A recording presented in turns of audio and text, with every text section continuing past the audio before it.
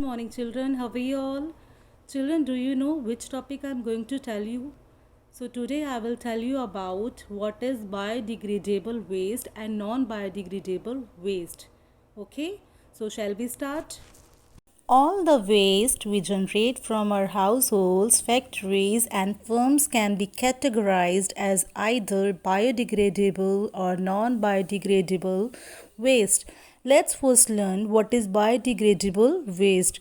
The waste materials that can be broken down in weeks or months by natural agents like water, oxygen, UV rays of the sun, acid rain, bacteria, and other micro and macroorganisms into very simple compounds. That is, they dissolve and automatically becomes a part of the soil are known as biodegradable waste. For example, if you throw some food waste in the soil and let it stay there for a few days or weeks, then you will not find it anymore. It ultimately gets dissolved and becomes a part of the soil that is break down into a simpler substances. These simple compounds are actually nutrients that adds to the soil and make the soil fertile. All types of waste that break down in weeks or months and become a part of the soil is known as biodegradable waste, and such waste are not threatened to the environment.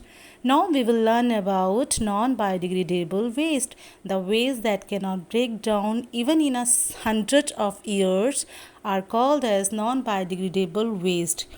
Non-biodegradable waste do not react or dissolve with anything. So for this, we should try to reuse them as much as possible for recycling. Like plastic waste can be sent to the plastic recycling center where it is molded again to make new object. Non-biodegradable objects are include aluminum can, glasses, plastic bottles, metal scrap, and plastic objects. So, kids, we should always be knowing which kind of material are biodegradable and what kind of waste are non-biodegradable. So, we should always prefer to use biodegradable materials and save our earth from pollution. Thank you, children. Goodbye.